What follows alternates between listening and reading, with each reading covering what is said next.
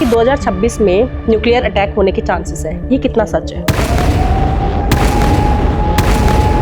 कलयुग का अंतिम चरण तो वैसा होगा जहाँ पे भगवान का नाम भी लोग नहीं जानेंगे। जगह जगह पर मिसाइल्स फूटते हुए दिखाई पड़ते हैं, बहुत जबरदस्त मौत का तांडव दिखाई पड़ता है, रक्तपात दिखाई पड़ता है। पर इंडियन बॉर्डर्स पर बहुत तेजी से मिलिट्री एक्शंस होता हुआ दिखाई पड़ने वाला है।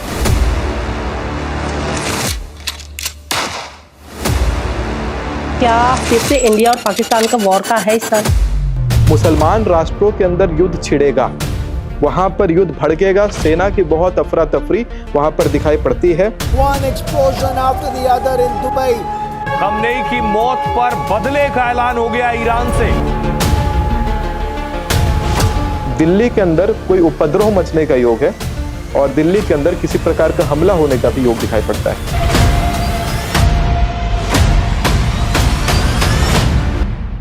क्या भारत युद्ध करेगा? तो भारी मात्रा में भुखमरी से लोग मरेंगे, ये एक बहुत बड़ा गेम है। और क्या प्रेडिक्शंस हैं जो कि आने वाले टाइम में लोग सावधान हो जाएं? अपने अपने फैमिली ग्रुप्स को नोटिफाई कर देना है, रेड अलर्ट है, प्लेन्स नहीं लेने हैं। ऐसा ना हो कि गिरने वाला प्लेन आपका रहे।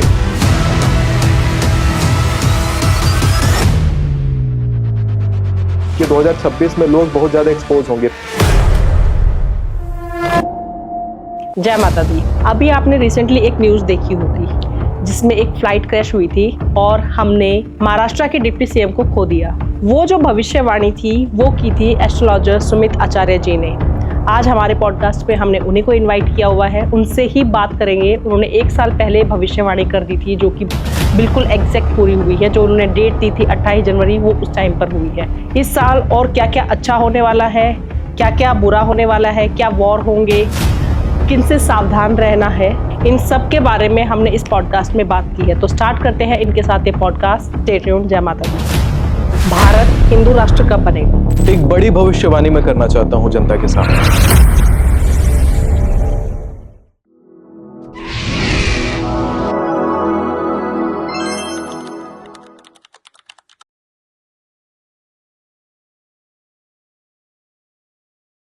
जय माता दी।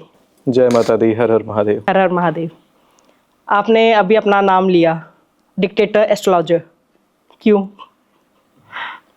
देखिए, लोगों ने ये कहा कि जब आप अपने स्टेटमेंट्स लाते हैं पॉडकास्ट के ऊपर और लोग उसको इतना गंभीरता से सुनते हैं, जैसे कि आपने कहा कि 28 जनवरी से 27 फरवरी फ्लाइट क्रैश होने का योग है, टिकट्स कैंसिल कर दो। हालांकि फ्लाइट्स क्रैशेस के रिपोर्ट हर दूसरे दिन मिल रहे होते हैं, लेकिन टिकट्स इतने कैंसिल होते हैं कि एयरलाइंस का शेयर गिरता है। और इंडिगो एयरलाइंस को अपने 4500 लॉन्ग रूट इंटरनेशनल फ़्लाइट्स को कैंसिल कर देना पड़ता है just because of the statement. और जब मैंने कहा बैंकों से अपने पैसे निकाल करके गोल्ड में इन्वेस्ट करना शुरू कर दो और गोल्ड के रेट वापस से फ्लक्चुएट करना स्टार्ट हो जाते हैं। इसको लेकर के न्यूज़ वालों ने ही स्टेटमेंट दिया था कि जो काम प्रेसिडेंट और प्राइम मिनिस्टर को करने में सोचना पड़ता है वो आपके पॉडकास्ट में दिए हुए स्टेटमेंट से शेयर बाजार पूरा हिल जाता है।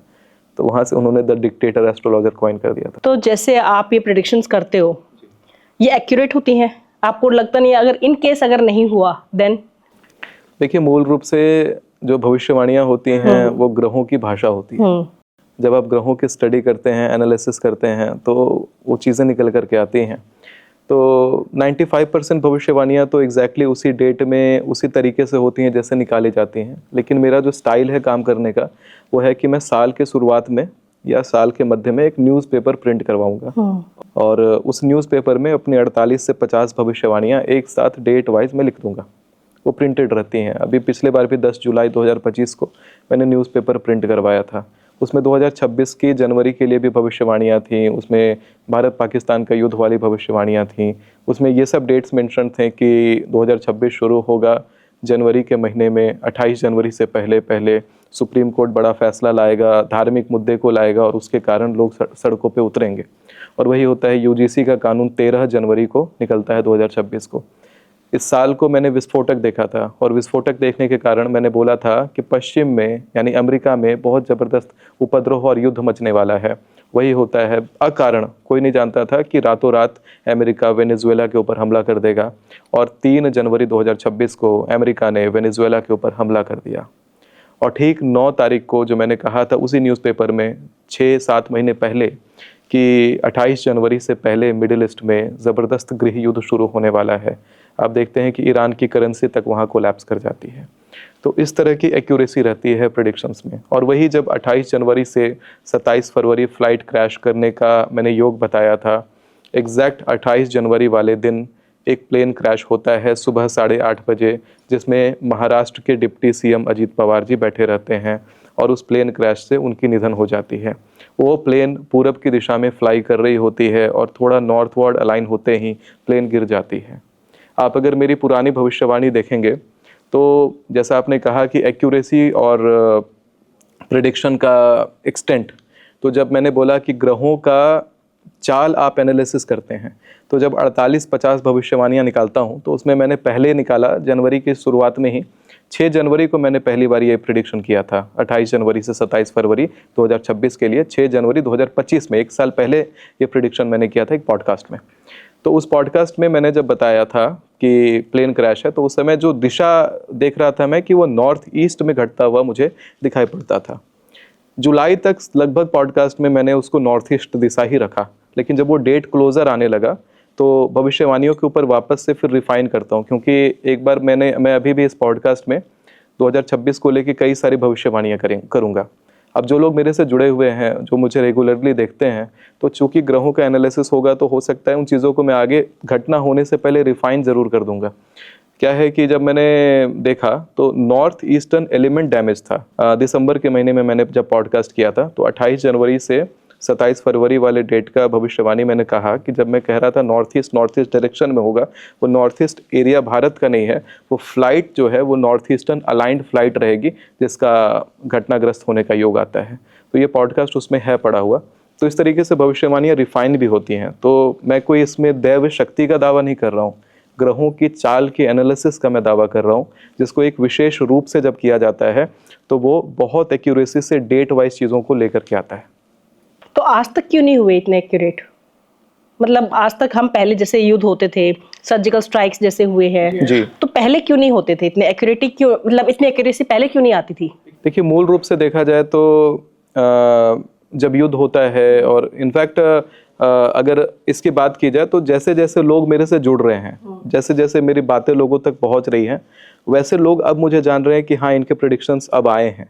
लेकिन अगर मेरे प्रेडिक्शंस को लोग पुराने प्रेडिक्शंस में जाकर के देखते हैं, आप 1 साल पहले की वीडियोस स्क्रॉल करके जब आप देखते हैं मेरे रील्स में, तो प्रेडिक्शंस पड़े हुए हैं। इनफैक्ट कि 2025 की भी शुरुआत में मैंने कहा था कि इस साल 900 लोगों का सामूहिक रूप से अग्नि में देहात्याग जल करके करने का योग है। दूसरा मैंने कहा था कि 29 मार्च 2025 को जब शनि का प्रवेश मीन राशि में होगा और मीन राशि में प्रवेश करते के साथ, चूंकि उस समय भारत और अमेरिका के रिलेशंस बहुत बढ़िया थे, तो सब सोच रहे थे कि भारत अमेरिका की अच्छी साठगांठ हमेशा रहेगी। मैंने कहा था कि अमेरिका भारत का संबंध बिगड़ने वाला है और वही होता है। उसी के बाद से अमेरिका के साथ भारत के टर्म्स गड़बड़ाए हैं और उसी के बाद से पाकिस्तान के साथ जो भारत का युद्ध हुआ था वो भी डेट वाइज मैंने बताया था। और फरवरी में जो महाकुंभ हुआ था उसके हादसा का भी वर्णन मैंने दिया कि महाकुंभ में ये हादसा होने वाला है और इतने सारे लोग उसमें मरेंगे। तो बात यहाँ पर ख्याति की आती है। जैसे ख्याति मिलती है तब लोगों तक बात पहुँचती है। कई सारे ऐसे लोग होंगे जो मुझे आपके चैनल के द्वारा आज पहली बार देखेंगे, तो जब मुझे वो रिसर्च करके मेरे पुराने चीज़ों में जाएंगे तो उनको फिर से वही एक्यूरेसी दिखेगी जो हमेशा से मेरा रहा है। जो स्टाइल में बताता हूँ कि हाँ ये डेट से ये डेट, ये डेट से ये डेट, ये चीज़ें घटित होंगी। और यही चीज़ आज 2026 के लिए क्या डरने जैसा है और क्या नहीं डरने जैसा है, कहाँ सतर्क रहना है, कहाँ नहीं सतर्क रहना है, ये सारी चीज़ें बताई जाएंगी। इस साल 2 और ऐसे महीने बताऊँगा जिसमें फ्लाइट क्रैश का बड़ा प्रबल योग है। मैं अभी उस डेट्स को अभी मैं निकालूंगा, जब मैं ये भविष्यवाणियों का भी चार्ट में वर्णन करूंगा तो मैं 1 बाय 1 उस डेट पे भी आऊंगा। अभी तो ऑडियंस से ये कहूंगा कि आप अगर पॉडकास्ट देख रहे हैं तो अब आपको नोटपैड और पेन लेके बैठने की ज़रूरत है। और डेट्स आप नोट करते जाएंगे कि ये घटनाएं इस ड्यूरेशन में होती हुई दिखाई पड़ती हैं। अपने अपने फैमिली ग्रुप्स में आप इस वीडियो को भेजेंगे, ताकि हो सकता है कि कोई फ़्लाइट लेने का प्लान कर रहा हो, गलती से वो फ्लाइट ना ले ले जिसके क्रैश करने का योग है, या उस ड्यूरेशन में फ़्लाइट ना ले ले जिस ड्यूरेशन में फ़्लाइट क्रैश करने का योग है। तो वीडियोस अगर आप अभी से ही शेयर करके रख देते हैं, चूँकि आगे हो सकता है भूल जाएं, तो अभी से शेयर करके रख देते हैं, कमेंट्स अपने नीचे कर दें, ताकि आपके कमेंट करने से जो इंगेजमेंट बढ़ती है और लोगों को वीडियो दिखाई पड़ता है, तो उससे भी हेल्प मिल जाएगा कि ज़्यादा लोगों का जान बचेगा। मैं इस चीज़ के लिए बड़ा बदनाम भी हूँ कि लोग कहते हैं आप डरावनी प्रेडिक्शंस करते हैं, आप डरा रहे हैं लोगों को इंटरनेट पर आकर के फेम के लिए। लेकिन मैं ये बताऊं कि अगर आप मेरे सोशल मीडिया हैंडल पर जाकर के देखेंगे तो वेनेजुएला कोलंबिया के अंदर जो प्लेन क्रैश अभी हुआ था, उस प्लेन में हमारे कुछ फॉलोअर्स परिवार के साथ जाने वाले थे, और उन्होंने मेरी भविष्यवाणी को देख करके अपना टिकट कैंसिल करा, और बार बार मेरे लगभग वीडियोस में आकर के थैंक यू बोलते हैं कि उस वाले प्लेन का मैंने टिकट आपकी वीडियो को देख करके कैंसिल करा, और आज सब परिवार हम लोग जीवित हैं। और क्या प्रेडिक्शंस हैं जो कि आने वाले टाइम में लोग सावधान हो जाएं, और कुछ अच्छी भी, डरना नहीं है, हमें खुश भी होना है। देखिए, अगर डर की बात की जाए तो अगर आप रुद्र संहिता पढ़ते हैं शिव पुराण का, तो उसमें सृष्टि खंड में एक बड़ा अच्छा वर्णन आता है कि त्रिदेवों के समक्ष शक्ति अपने आप को व्यक्त करने आती हैं। अब त्रिदेवों की इच्छा रहती है कि उस शक्ति को वो किस प्रकार से स्वीकारते हैं। तो भगवान ब्रह्मा के सामने जब वो शक्ति अवतरित होती हैं, तो भगवान ब्रह्मा ने उनको देख करके उनके मन में भय उत्पन्न हो गया था। क्यों? क्यों? बस उनका स्वरूप ऐसा था, या भगवान ब्रह्मा जी का जो अवचेतन मन है इस प्रकार से रिएक्ट करता है कि उनके मन में भय उत्पन्न होता है। और भय को तोड़ने के लिए माँ सरस्वती उनकी अर्धांगिनी के रूप में भगवान ब्रह्मा जी के पास आ जाती हैं। तो भय का अगर नाश होगा तो वो केवल सरस्वती से होगा, केवल विद्या से होगा। और ज्योतिष एक विद्या है, तो जो भय है, जो भयभीत होने वाली घटनाएं हैं, अगर हमें उसका ज्ञात हो जाता है तो हम उस दिशा में नहीं जाएंगे। हमें पता है कि वो सोने का मृग मारीच है, तो हम उसके तरफ जाएंगे ही नहीं। कहते हैं रामायण में, न दृष्टि पूर्वा केन न श्रूयते हेममयी कुरंगी तथापि तृष्णा रघुनंदनस्य विनाश काले विपरीत बुद्धि। तो जो विनाश काल होना था और जो विपरीत बुद्धि आ रही थी, वो विपरीत बुद्धि को हम सुधार करके ज्ञान से, तमसो माँ ज्योतिर्गमया, ज्ञान ज्योति से उसको भर देंगे, और आप उस जो अनहोनी है, जो घटने का आशंका है, उस अनहोनी से आप बच जाते हैं। तो बताइए, कुछ प्रेडिक्शंस बताइए आने वाले टाइम में। प्रेडिक्शंस मैं शुरू करता हूँ इस 2026 के लिए। अगर देखा जाए तो सबसे, मैं प्लीज ऑडियंस को बोल देती हूँ कि प्लीज आप नोट डाउन करना स्टार्ट कर दीजिए, एंड कमेंट्स में भी स्टार्ट हो जाइए आप।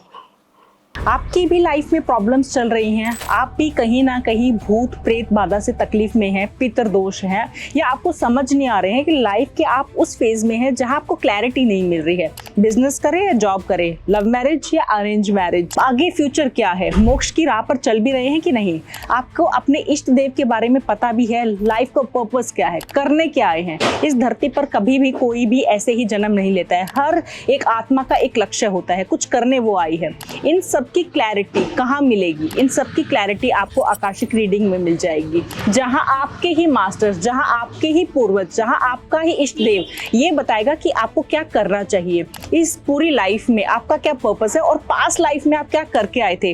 कोई कर्म पेंडिंग तो नहीं था जो आपको पूरा करना चाहिए? क्या आपके पूर्वज जो इस धरती पर नहीं है कुछ कहना तो नहीं चाहते हैं? इन सारे सवालों के जवाब सिर्फ और सिर्फ आपको आकाशिक रीडिंग के सेशन में मिल जाएंगे। अगर आप भी अपनी रीडिंग करवाना चाहते हैं, आप भी क्लैरिटी चाहते हैं लाइफ को लेकर, तो नीचे दिए गए नंबर पर आप कांटेक्ट कर सकते हैं, बुक कर सकते हैं अपना स्लॉट। तो अपने बारे में जानिए, क्लैरिटी लीजिए लाइफ में कि करना क्या है, सॉल्यूशंस पाइए अपने इष्ट देव से, अपने पूर्वजों से। जय माता दी।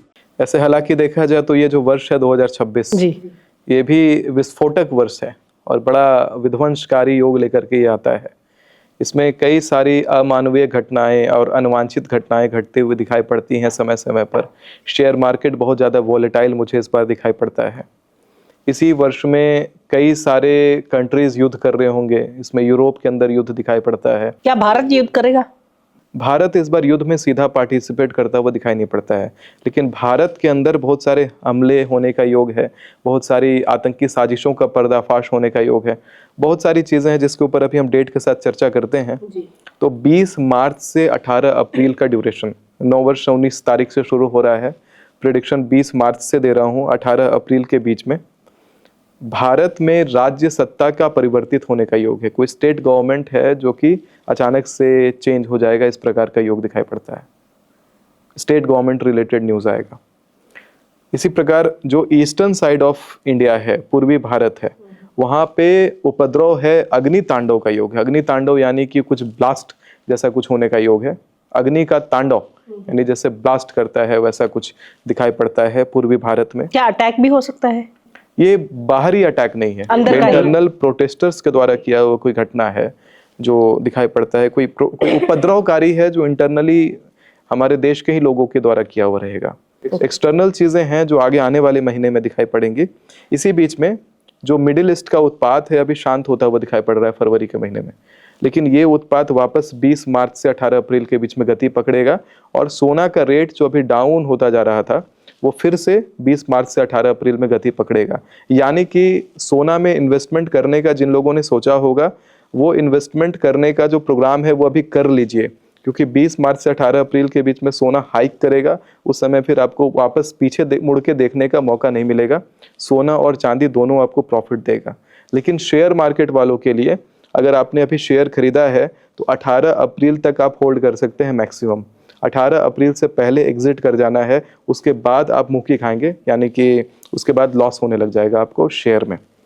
इसी प्रकार से जो लोग चाय, कॉफ़ी, तंबाकू आदि में इन्वेस्टमेंट करते हैं, कंटेनर्स इंटरनेशनल इंपोर्ट करते हैं, एक्सपोर्ट करते हैं, तो बड़े इन्वेस्टमेंट इन चीज़ों में ना फंसाएं। उसमें आपका पैसा फंसने का बड़ा ज़बरदस्त योग है। 18 अप्रैल तक आपको इन चीज़ों से सतर्क रहना है। और मिडिल ईस्ट का जो उत्पाद बढ़ेगा उसका जो रिजल्ट है वो भारत के स्टॉक मार्केट पर भी दिखाई पड़ने वाला है और हमारे भारतीय बैंकों पर भी दिखाई पड़ने वाला है। इसीलिए बैंकों में मार्च, अप्रैल और मई ये जो 3 महीने हैं मेजर इन्वेस्टमेंट फंसा के ना रखें।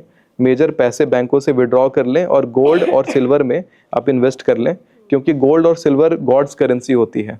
इनकेस हमारी करेंसी पर बड़ा असर भी आता है तो भी कोई बड़ा इफेक्ट आपको नहीं पड़ेगा, क्योंकि सरकारें यही करती हैं कई बार कि वॉर जैसे सिचुएशंस को फंड करने के लिए जनता का पैसा सरकारें होल्ड करती हैं, तत्काल होल्ड करती हैं और होल्ड करके उससे वॉर फंड होता है। और उस दौरान जिस देश में पैसे होल्ड किए जाते हैं उस देश के अंदर भुखमरी छाने लग जाती है, क्योंकि जनता के पास पैसा नहीं रहता, या वहाँ का जो पैसा होता है वो मात्र कागज के टुकड़े के जैसा काम करने लग जाता है।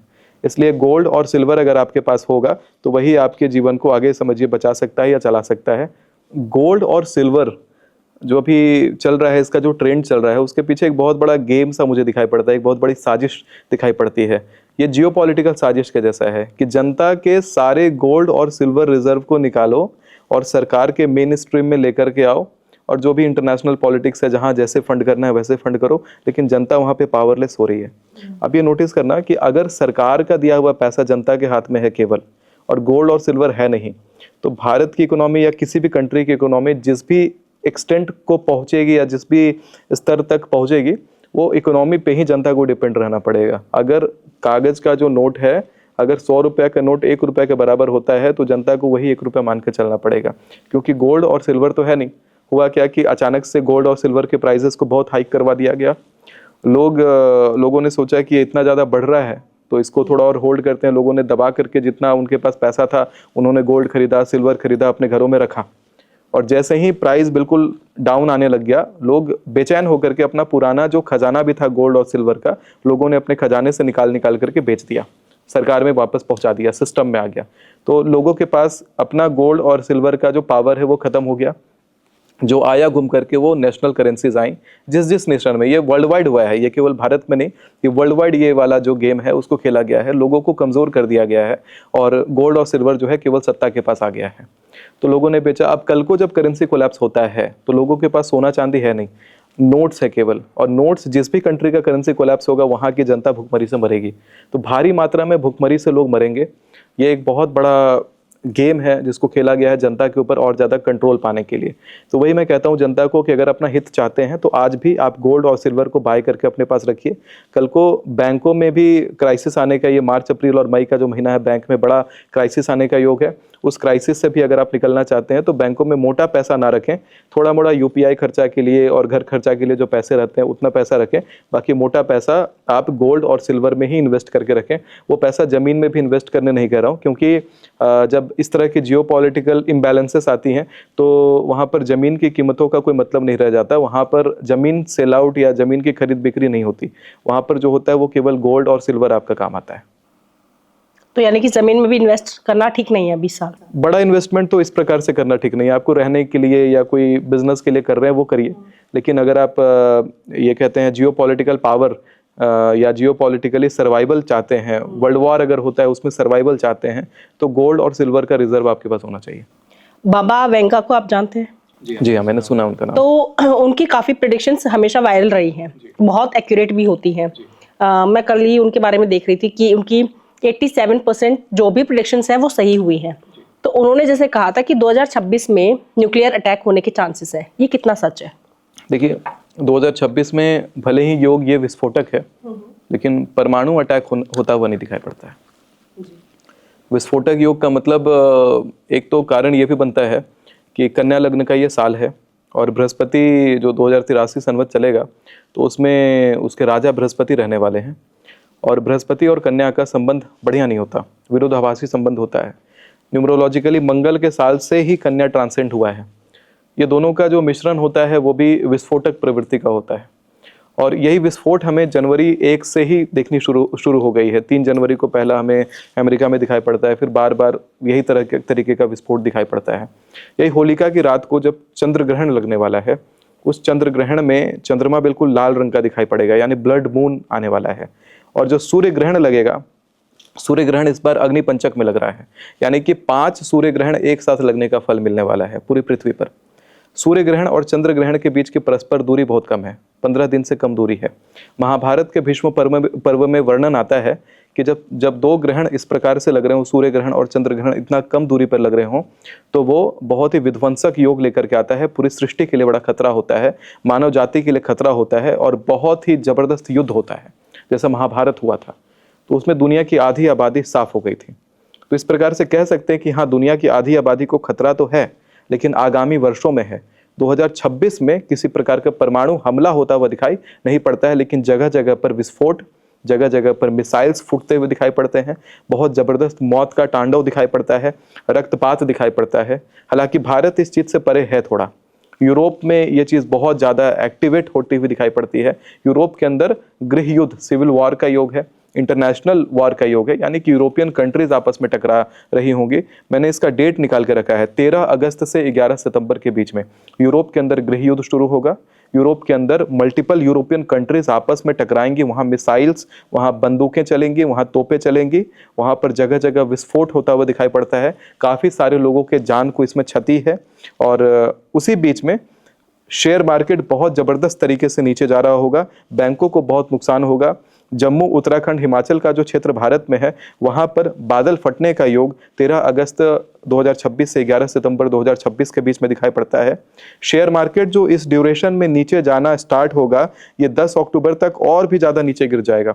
अगर आप ये सोचेंगे कि पैसे होल्ड किए रहो, तो आप ये देखिएगा कि नवंबर तक शेयर मार्केट बहुत तेजी से नीचे जाएगा, फिर धीरे धीरे उठना शुरू होगा। तो जो आपने प्रॉफिट पहले कमाया था और उसको देख करके जो मोटा पैसा आपने डाला था, फिर सोच रहे होंगे कि कल को रिकवर करेगा तो उसको निकाल लेंगे। आपको 13 अगस्त से पहले ही शेयर मार्केट से एग्जिट हो जाना है, क्योंकि उसके बाद जो सिचुएशंस है वो बहुत वॉलेटाइल रहने वाली है। मैं जियोपॉलिटिकल वॉरफेयर भी बात कर रहा हूँ, साथ में देश के अंदर की घटनाओं का भी बता रहा हूँ, और साथ में ये भी बता रहा हूँ कि शेयर मार्केट में उस समय कैसा असर रहेगा, ताकि लोग सोच समझ के इन्वेस्टमेंट करें। हालांकि ये सब जो मत हैं ये ज्योतिषीय मत के अनुसार हैं। अगर आप अपने पैसे लगाते हैं तो अपनी सूझबूझ, अपना कैलकुलेशन, अपना समझ का भी वहाँ पे आप प्रयोग करें, क्योंकि यहाँ पे ग्रहों की भाषा का प्रयोग होता है। ग्रह चाल के आधार पर फाइनेंशियल डिसीजन कंप्लीट लेना मैं सपोर्ट नहीं करता, लेकिन हाँ, शेयर मार्केट के कुछ स्थितियों को हम ग्रह चाल से समझ सकते हैं। तो उसकी अकाउंटेबिलिटी, अगर आप कहते हैं कि कल को इस पॉडकास्ट को अकाउंटेबल माने या हम लोगों को आप अकाउंटेबल करें अपने बड़े इन्वेस्टमेंट के लिए, तो उसके लिए मैं पहले ही आउट हूँ। क्योंकि I am just notifying people कि अगर हाँ पहले की प्रिडिक्शंस डेट वाइज जैसे सही बैठी हैं, अगर वो भगवान ना चाहे वहाँ अगर सही बैठती हैं तो आपको ज़बरदस्त लॉस होता है। और क्या फिर से इंडिया और पाकिस्तान का वॉर का है इस साल? 2026 में भारत और पाकिस्तान आमने सामने टकराते हुए तो नहीं दिखाई पड़ते हैं, लेकिन बहुत सारा उथल पुथल है। मैं अब डेट वाइज आगे बढ़ता हूँ। जैसे मैंने 18 अप्रैल तक प्रिडिक्शन दिया, अब मैं 18 अप्रैल से 16 मई के बारे में कुछ बता दूं कि इस समय जेल से संबंधित एक तांडव होगा। कोई बहुत बड़े हस्ती जेल जाने का योग है उनका। और क्या आप ये बता सकते हैं कि वो हस्ती पॉलिटिक्स में है या कोई साधु संत है या कोई एक आम आदमी है या कह सकते हैं कि बॉलीवुड से रिलेटेड है? इसमें जो हस्ती रहने वाले हैं उनका धर्म से संबंध रहेगा, धार्मिक छवि उनकी रहेगी, लेकिन पॉलिटिकल छवि रहेगी। पॉलिटिकल छवि वाले, धार्मिक छवि वाले व्यक्ति रहेंगे जिनका जेल जाने का योग बनता है, और जिसके कारण जेल से संबंधित जबरदस्त तांडव होगा। बहुत ज़्यादा उत्पात जेल से संबंधित मचेगा, लोग वहाँ पे सड़कों पे उतरे रहेंगे, बहुत ज़्यादा प्रोटेस्ट होता रहेगा, लोग एक्सेप्ट नहीं करेंगे उनका जेल जाना। तो ये एक बड़ा न्यूज़ हमें देखने के लिए मिल सकता है 18 अप्रैल से 16 मई के बीच में, जो गर्मी शुरू हो ही रहेगी उस समय भारत में। उसी समय भारत के अंदर जो भारत की इकोनॉमी है वो ग्रोथ पकड़ने वाली है। ग्रोथ इसलिए पकड़ेगी कि वो जो एक ऐसा ड्यूरेशन है उस समय मिडिल ईस्ट में सत्ता परिवर्तन होगा। जो मिडिल ईस्ट का आपने भी सिचुएशन सारा देखा है, तो मैंने जैसा बताया कि 18 अप्रैल से पहले वापस मिडिल ईस्ट के अंदर जो उग्रता है बढ़ जाएगी, और इस समय कंक्लूजन पे पहुंचेगा, मिडिल ईस्ट में सत्ता परिवर्तित होगा। और मिडिल ईस्ट का सत्ता परिवर्तन होने का सीधा असर जो है वो भारत की प्राइवेट सेक्टर को पड़ने वाला है, जिसके कारण नेशनल इकोनॉमी मजबूत होने वाली है। नेशनल इकोनॉमी उस प्रकार से मजबूत होगी जैसे यूनाइटेड स्टेट्स का आप देखेंगे कि जेपी मॉर्गन ग्रुप था, उन्होंने वर्ल्ड वार 1 में भी बहुत पैसा कमाया, वर्ल्ड वार 2 में भी बहुत पैसा कमाया, और अमेरिका जो यहाँ खड़ा है इतना इकोनॉमिकली एडवांस खड़ा है, उसके पीछे जेपी मॉर्गन ग्रुप का बहुत बड़ा हाथ है। तो कुछ ऐसा ही भारत में होता हुआ दिखाई पड़ता है। भारत के ही प्राइवेट सेक्टर कंपनी को बड़ा लाभ होगा उस वार से, और भारत की इकोनॉमी में उछाल आएगा, लेकिन बैंकों में नुकसान। इकोनॉमी में उछाल लेकिन बैंकों में क्राइसिस, इस तरह का योग दिखाई पड़ता है। और इसी समय आप देखेंगे 18 अप्रैल से 16 मई के बीच में कि चाइना, रशिया और मंगोलिया का जो क्षेत्र है, उत्तरी क्षेत्र, भारत के उत्तर की तरफ लकीर खींची और चाइना, रशिया, मंगोलिया के क्षेत्र में बहुत शक्तिशाली विध्वंसकारी भूकंप आता हुआ दिखाई पड़ता है। वो विध्वंस में, उस भूकंप में कई लोगों का देहात्याग का योग है, कई लोग उसमें मरेंगे। 18 अप्रैल 2026 से 16 मई 2026, आज का डेट अगर हम कैलकुलेट करें तो 12 फरवरी 2026 को आज हम ये पॉडकास्ट रिकॉर्ड आपके साथ कर रहे हैं, और ये प्रेडिक्शन 18 अप्रैल 2026 से 16 मई 2026 के लिए है। इसी बीच में आप देखेंगे कि उत्तराखंड में लैंडस्लाइड होने का, बड़ा लैंडस्लाइड होने का योग है, उसमें भी जन क्षति का योग आता है, और पहाड़ी यात्रा से लोगों को इस समय बचना चाहिए। 18 अप्रैल से 16 मई गर्मी शुरू होती है, लोग पहाड़ों की तरफ भागते हैं, और इसमें थोड़ा पहाड़ी यात्रा से बचना है। एग्जैक्टली इस ड्यूरेशन में अपने फैमिली ग्रुप्स को आप नोटिफाई करेंगे भेज करके कि पहाड़ की यात्रा मत करना। जो दिल्ली में रहते हैं, दिल्ली के आसपास रहते हैं, आराम से पहाड़ों पे निकल जाते हैं। तो ये रिस्पॉन्सिबिलिटी फैमिलीज का है, जो देख रहे हैं वीडियो को अपने फैमिली ग्रुप्स में जाकर के बताएं कि पहाड़ों की यात्रा भाई नहीं करनी है इस ड्यूरेशन में। इस वीडियो को आप वायरल करें, इसका रील जब जाएगा तो ये वायरल जाना चाहिए, ताकि हर किसी तक इन्फॉर्मेशन पहुंचे। आपका एक शेयर किसी की जान बचाएगा। इसी साथ में अगर देखें तो भारत के उत्तरी, जो मैंने एक उत्तर की तरफ जब लकीर ड्रॉ करवाई थी, तो वहाँ कुछ कंट्रीज आते हैं, कजाकिस्तान, उज्बेकिस्तान, तुर्कमेनिस्तान, किर्गिस्तान और तजिकिस्तान। तो इन कंट्रीज में करेंसी कोलैप्स का योग आता है। करेंसी बहुत तेजी से नीचे जाती हुई दिखाई पड़ती है। जैसे ईरान में करेंसी कोलैप्स हुआ, उसी प्रकार से इन कंट्रीज में करेंसी कोलैप्स का योग आता है। और पाकिस्तान के अंदर महंगाई में अचानक स्पाइक आएगा, बहुत तेजी से महंगाई बढ़ेगी, और महंगाई रिलेटेड, पाकिस्तान की महंगाई से रिलेटेड इस ड्यूरेशन में मीम्स भारत में बहुत सारी सर्कुलेट होती हुई दिखाई पड़ेंगी। वो होती हैं अभी जिस प्रकार से होती हैं उसमें, और जो उस ड्यूरेशन में होगी। जैसे पहले आटा को लेकर के मीम्स आ रहे थे पाकिस्तान से, पानी का मीम्स बन रहा था, उसी प्रकार से कुछ अच्छा ट्रेंडिंग मीम्स इसी महीने में उछलेगा, और बहुत ज़बरदस्त तरीके से भारत में जो है हादसे का ये कारण बनेगा। और इसी बीच में खाने पीने की चीज़ों में जो इन्वेस्टमेंट बड़ा करना चाहते हैं वो इस इन्वेस्टमेंट से बचेंगे। किसी भी प्रकार का खाद्य पदार्थ में बड़ा इन्वेस्ट नहीं करेंगे। आप इसमें भी सोना और चांदी में और मेटल से बनी चीज़ों में इन्वेस्टमेंट करेंगे तो आपको लाभ होगा। और अगर मैं जैसे एक चीज़ और पूछना चाहूँगी, एक रील बहुत वायरल हो रखी थी, उसमें एक नागा साध्वी हैं, उन्होंने कहा था कि ये जो महाकुंभ हुआ है ये आखिरी महाकुंभ है, इसके बाद सतयुग शुरू होगा, जब महाकुंभ होगा और बहुत सारी पॉपुलेशन जो है वो कम हो चुकी होगी, इस पर क्या कहना चाहेंगे आप? मैं नहीं मानता हूँ, जी। क्योंकि कलयुग का अभी पहला चरण चल रहा है और उनके माथे पे कहीं से कलयुग सवार हो गया है, क्योंकि कलयुग में राहु अधिष्ठात्री हैं और कहीं ना कहीं उनके माथे पर कलयुग सवार हो गया है, इसलिए ऐसी उटपटांग बातें कर रही हैं।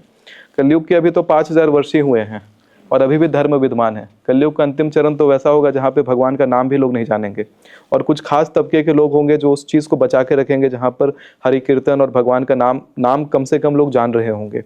तो इतना विध्वंसकारी कलयुग होगा। अभी तो कलयुग का शुरुआत हुआ है, अभी दान भी करते हैं लोग, अभी दया भी लोगों में है, अभी सत्य भी लोग बोलते हैं, अभी तपस्या भी लोग करते हैं। तो अभी कलयुग का शुरुआत अभी उस तरीके से गति कलयुग ने नहीं पकड़ा है। 5000 साल में गति नहीं पकड़ता है, 4,32,000 साल, ऐसे 5000 साल अभी कितने आने बाकी हैं।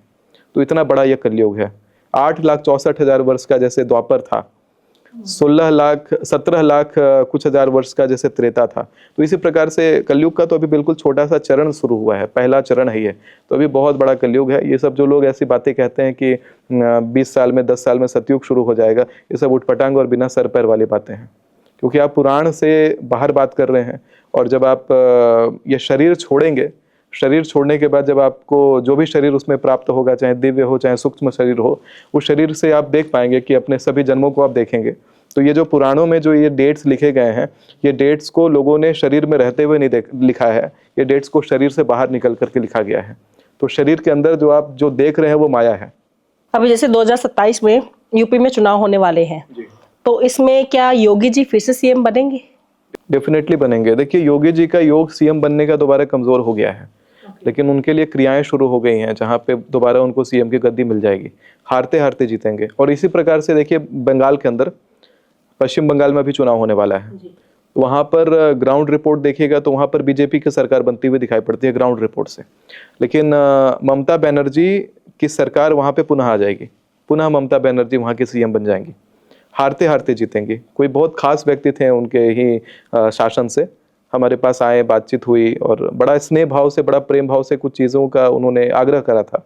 तो कई बार ऐसा हुआ है कि कई सारे नेतागण जब बिल्कुल हारने के कगार पे होते हैं, हमारे पास पहुंच जाते हैं केवल बिहार में, और कुछ ऐसे वहाँ से पलटती हैं चीज़ें कि दोबारा सत्ता पकड़ लेते हैं। तो इसी प्रकार से कुछ ममता बनर्जी के लिए कुछ बड़ा इच्छा हुआ हृदय से ही, क्योंकि कहते हैं कि आप प्रेम से पूरी दुनिया जीत लेते हैं। मैं किसी पॉलिटिशियन को ओपनली सपोर्ट नहीं करता, ओपनली के अंदर से भी नहीं सपोर्ट करता, क्योंकि बाहर भीतर से बहुत दिमाग लगाते रहते हैं। लेकिन कहते हैं कि कई बार जब बहुत ज़्यादा भाव विभोर होकर के जब आते हैं तो भाव से आप दुनिया जीत लेते हैं। तो उसी प्रकार उनके लोगों ने हृदय जीता। तो कुछ क्रियाओं के लिए कार्यरत हैं कि हारते हारते ममता बनर्जी पुनः जीत जाएंगे। कुछ बहुत सारी शक्तिशाली चीज़ें हैं जो काम करती हैं हमारे संसार में, सूक्ष्म रूप से काम करती हैं। तो वैसी चीज़ों का भी पावर दुनिया देखेगी, क्योंकि अभी अगर वहाँ पर ये सरकार आती है, भाजपा की सरकार, जो इतने एक्सपर्ट्स हैं, जितने सारे एस्ट्रोलॉजर्स हैं, सब यही देख रहे हैं कि भाजपा की सरकार पुनः बैठ रही है। लेकिन अगर मेरा लीक आप देखेंगे तो बिल्कुल डिफरेंट है। मैं ममता बनर्जी की सरकार वहाँ पे बनता हुआ देख रहा हूँ, क्योंकि उसके लिए क्रियाएं चालू हैं। तो क्या क्रियाओं से इलेक्शंस या जो भी रिजल्ट आना है वो बदला जा सकता है? क्रियाओं से बिल्कुल बहुत सारी चीजें बदल जाती हैं। जो आपके कर्म में निहित नहीं है वो फल भी आपको प्राप्त हो जाता है। तो क्या इससे कर्म नहीं हिल रहे हैं? इससे कर्म, जो व्यक्ति की क्रियाएं होती हैं वो व्यक्ति का स्वरूप भी देखा जाता है। अगर गृहस्थ व्यक्ति होता कोई, तो उसके लिए क्रियाएं फिर वहां पर उससे बता दिया जाता है कि वैसी क्रियाओं में नहीं जाना है। लेकिन जो गृहस्थ नहीं है, जो अकेला ही है, तो अकेला क्या लेके आया क्या लेके जाएगा वाला बात है। फिर गद्दी पे बैठे ना बैठे उतना कोई फर्क नहीं पड़ता। से 15 जून 2026 के बीच में कुछ प्रेडिक्शंस हैं, बड़े प्रेडिक्शंस हैं, जिसके बारे में मैं बता देता हूं कि तमिलनाडु और केरला के अंदर जल तत्व इम्बैलेंस होता हुआ दिखाई पड़ता है। वहां पर भारी बाढ़ दिखाई पड़ता है, वाटर लॉगिंग दिखाई पड़ती है, और वहां के कई सारे लोगों का देहात्याग होता हुआ बाढ़ के कारण, वर्षा के कारण दिखाई पड़ता है। इसी में किसी आतंकवादी के पकड़े जाने का योग है और बहुत बड़े कोई आतंकी प्रोजेक्ट का पर्दाफाश होता हुआ दिखाई पड़ता है। बांग्लादेश और म्यांमार के अंदर अभी हालांकि धार्मिक दंगे वहां चलते रहते हैं, लेकिन कुछ नया धार्मिक दंगा बांग्लादेश और म्यांमार के अंदर होता हुआ दिखाई पड़ता है। इस ड्यूरेशन में 27 मई 2026 से 15 जून 2026 के बीच में बांग्लादेश और म्यांमार में कोई नया टॉपिक पे धार्मिक दंगा दिखाई पड़ता है होता हुआ। और वहीं हमारे बॉर्डर्स पर, इंडियन बॉर्डर्स पर बहुत तेजी से मिलिट्री एक्शंस होता है वो दिखाई पड़ने वाला है। तो आपके हिसाब से अगर ऐसा हो रहा है, आपको ये नहीं लगता कि जो मतलब जैसे हमारे जैसे बॉर्डर्स पे जो कंट्रीज है, जैसे पाकिस्तान है, चाइना है, ये लोग भी अलर्ट होते होंगे? देखिए, अलर्ट होंगे, पाकिस्तान या चाइना वगैरह अलर्ट तो होंगे बिल्कुल, भविष्यवाणियों में अगर मानेंगे तो अलर्ट होंगे, और अलर्ट होना भी चाहिए। अगर कहते हैं धर्म का लोहा मानते हैं किसी तरीके से, और तो जाकर के धर्म मान करके अलर्ट होते हैं, तो फिर धर्म करने लग जाएंगे, तो फिर हमें और हिंदू राष्ट्र मिलेगा, फिर हम उधर भी चढ़ाई करेंगे, चाइना में भी बढ़ेंगे, पाकिस्तान में भी बढ़ेंगे। क्योंकि अगर इधर का धर्म से, इधर के ज्योतिष से अगर अलर्ट हो रहे हैं, तो फिर हमारे प्रैक्टिसेस को करना शुरू करेंगे, फिर हम जिन देवता की पूजा करने कहेंगे उनकी पूजा करना शुरू करेंगे, तो फिर खत्म उनका सब जो उन्होंने बॉर्डर बना रखा है, फिर वो बॉर्डर ही हट जाएगा। तो अच्छी बात है, अलर्ट होते हैं तो बहुत अच्छा है। एक और सवाल मेरे मन में आ रहा है कि पॉलिटिशियंस कितना बिलीव करते हैं एस्ट्रोलॉजी में? 700%। ओके। मैंने आज तक कोई पॉलिटिशियन नहीं देखा जो एस्ट्रोलॉजी से परे के तो नहीं दिखाते हैं खुल के। तो अभी इंडिगो एयरलाइन ने जो अपना फ्लाइट कैंसिलेशन कराया है, अब ये देखिएगा कि 28 जनवरी से 27 फरवरी जो मैंने डेट्स बोला था फ्लाइट नहीं उड़ेंगी, ग्राउंड करना है तो कर दो, उन्होंने 27 फरवरी तक अपनी फ्लाइट्स ग्राउंडेड रखी हैं, 28 से ऑपरेशनल होंगी फ्लाइट्स। तो वही डेट को फॉलो वही करेंगे, कहेंगे टेक्निकल गड़बड़ी है, कहेंगे कोई और कारण है। कोई अपनी कहते हैं ना कि आपके तिजोरी में रखा हुआ पैसा आप सबको दिखाएंगे नहीं, ठीक उसी प्रकार से है कि आपने क्या शक्तियों का आवाहन किया हुआ है, क्या आपने पकड़ा हुआ है, क्या नहीं पकड़ा हुआ है, वो आप हर जगह व्यक्त नहीं करेंगे, लेकिन वो चीज़ जो समझ सकता है वो समझ लेगा। और क्या इस साल अर्थक्वेक आ सकता है? हाँ, अर्थक्वेक का योग भारत में है, लेकिन बहुत बड़ा अर्थक्वेक का नहीं है। इस बीच में मैं आपको एक डेट बता देता हूँ। अभी आगे जब मैं अभी डेट वाइज प्रेडिक्शन करूंगा तो भारत में अर्थक्वेक होगा, और किस सेक्शन में होगा, किस डेट रेंज में होगा, वो भी मैं आपको बताऊंगा। हालांकि अभी मैं 16 जून से 14 जुलाई के लिए कुछ बड़ी भविष्यवाणी आपको बता देता हूं कि 16 जून से 14 जुलाई, जैसे मैंने 28 जनवरी से 27 फरवरी फ्लाइट कैंसिलेशन का बोला था, 16 जून से 14 जुलाई अपनी अपनी फ्लाइट टिकट कैंसिल कर दो। प्लेन क्रैश का योग है, हवाई एलिमेंट डैमेज है, हर दूसरे दिन आपको कोई ना कोई विमान रिलेटेड दुर्घटना का योग दिखाई पड़ता है। अपने अपने फैमिली ग्रुप्स को नोटिफाई कर देना है, रेड अलर्ट है, प्लेन्स नहीं लेने हैं। आपका पैसा आपके जान से ज़्यादा कीमती नहीं है, फ्लाइट में नहीं उड़ना है। इस ड्यूरेशन में फ्लाइट्स ग्राउंड करनी पड़े तो कर दो, हर दूसरे दिन प्लेन से रिलेटेड दुर्घटना दिखाई पड़ने वाली है। और एक फ्लाइट क्रैश इसी ड्यूरेशन में 16 जून से 14 जुलाई के बीच में एक ऐसा फ्लाइट क्रैश होने का योग है जिसमें पॉलिटिशियन बैठा होगा, और पॉलिटिशियन का देहात्याग होता हुआ 16 जून से 14 जुलाई के बीच में दिखाई पड़ता है। आप ऐसी प्रेडिक्शंस करते हो, कभी आपको ये नहीं लगा कि कोई केस वेस कर देगा, क्योंकि फ्लाइट्स को तो बहुत नुकसान हो रहा होगा? देखिए, करना है तो करे। लोग ये भी कहते हैं कि आप अपनी भविष्यवाणियों से एयरलाइंस का शेयर गिराते हैं। अभी गिरा है, एयरलाइंस के प्राइजेस बिल्कुल गिर गए हैं। लेकिन बात यह है कि अगर आपके शेयर गिरने से किसी लोगों की जान बच रही है, लोग उस फ्लाइट को नहीं ले रहे हैं जो क्रैश कर सकती है। अभी मुंबई में और जो 2 फ्लाइट्स 6E791 इंडिगो का और एयर इंडिया का फ्लाइट आपस में जो अभी विंग्स टकराया था, अगर वो थोड़ा सा भी आगे बढ़ता और उसके इंजन टकराते हैं, जेट इंजन टकराता तो कितना स्पीड होता, उसमें ज़बरदस्त ब्लास्ट होता, और सब लोग, दोनों विमानों में सारे लोग मारे जाते हैं। 600-700 लोग एक बार में आग में जल के मर जाते हैं। उसकी अकाउंटेबिलिटी आप ले लेते हैं? एयरलाइन इंडस्ट्री क्या उसकी अकाउंटेबिलिटी लेता? मैंने तो सचेत करा हुआ था कि इस बीच फ्लाइट नहीं लेनी है। अगर उतने लोगों ने, वो जो 500-600 लोग जो फ्लाइट में बैठे थे, अगर वो फ्लाइट नहीं लिए होते तो उसमें वो फ्लाइट बिल्कुल खाली होती, टकराता तो कुछ नहीं जाता, पायलट्स भी बच जाते हैं, सब बचते हैं। लेकिन अभी भगवान ने बचा लिया आप लोगों को कि इतना बड़ा दुर्घटना होने से टल गया। अगर दुर्घटना हो जाता तो आपका शेयर, आपका प्रॉफिट क्या उस चीज़ की अकाउंटेबिलिटी ले लेता? क्या आप फेस कर पाते उन फैमिलीज की आंखों में देख करके कि हाँ, आपके फ्लाइट से ऐसा इंसिडेंट हुआ है? जो फ्लाइट इंसिडेंट अहमदाबाद में हुआ था, क्या आप उसकी अकाउंटेबिलिटी आज ले पाते हैं? उन लॉसेस को आप पैसे से भी कंपनसेट कर सकते हैं? तो उसमें एक सुमिताचार्य को अगर खतरा है तो रहे, मुझे मतलब नहीं है। अगर मेरे डराने से लोग फ्लाइट टिकट कैंसिल कर रहे हैं और उस ड्यूरेशन में कर रहे हैं जिसमें मुझे डर है, क्योंकि पहले भी चीज़ें सही हुई हैं और मुझे डर होता है कि आगे सही ना हो जाए उस ड्यूरेशन में, तो मैं लोगों को और डराऊंगा, फ्लाइट टिकट और कैंसिल करूंगा, क्योंकि उससे जान बच रहा है। जैसे भविष्य मलिका जैसे बुक्स होती हैं, ये जैसे बुक है, ये कितनी सच होती है? इनकी प्रेडिक्शंस कितनी सच मानी जाती हैं? देखिए, भविष्य मलिका से ज्यादा मैं रिलाई करता हूँ भविष्य पुराण पर, जी। और उससे ज्यादा रिलाई करता हूँ मैं नारद पुराण पर, क्योंकि भविष्य मलिका को अचानक से ट्रेंड में लाया गया है। कुछ ऑथर्स ने उसके कॉपीज को, मैन्यूस्क्रिप्ट्स को अपने लैंग्वेज में ट्रांसलेट करा है, और कुछ खास ऑथर्स की किताबें भविष्य मलिका की जिसको ट्रेंड करवाया गया है। डिजिटल मार्केटिंग एजेंडा मुझे इसमें ज़्यादा दिखाई पड़ता है इंस्टेड ऑफ प्रिडिक्शंस, क्योंकि बहुत सारी इसकी प्रिडिक्शंस जो हैं रॉन्ग हुई हैं। पिछले साल भी विध्वंस बता रहे थे, पिछले साल ही भविष्य मलिका वर्ल्ड वार बता रहा था, पिछले साल कोई वर्ल्ड वार घटित नहीं हुआ।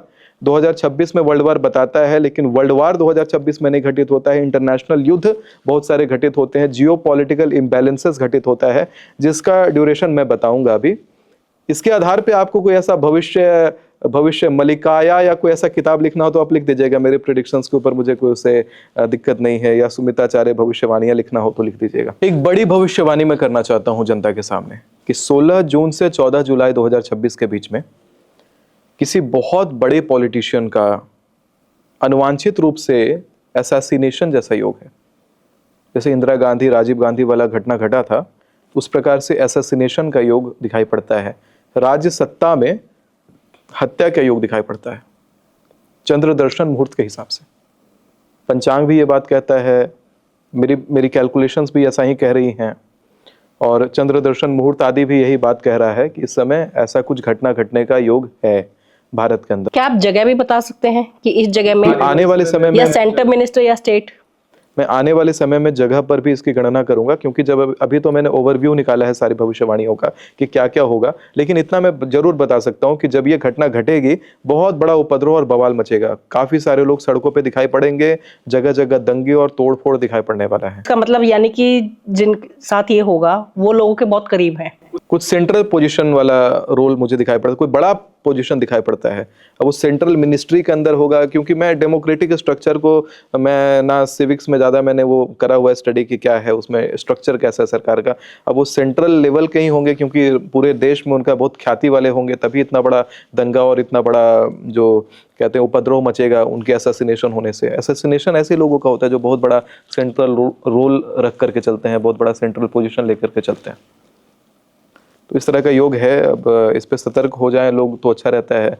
और कोई ऐसी कहते हैं कि ऐसे इंसिडेंट्स अगर होते हैं, पब्लिक कॉन्फ्रेंसेस होते हैं, तो इतिहास से भी सीखें कि किस प्रकार से पहले गतिविधियां हुई हैं, तो आगे उस चीज़ों से सतर्क रहें। महामृत्युंजय आदि का जाप बैठवाएं, अनुष्ठान बैठवाएं जिनको लगता है कि नहीं, क्योंकि जिनके ऊपर होने वाला होगा उनको डर होगा, क्योंकि समय ज़्यादा नहीं है। और जब कहते हैं कि मृत्यु जब निकट होती है तो किसी प्रकार से संकेत देती है। 3 संकेत मृत्यु देता है।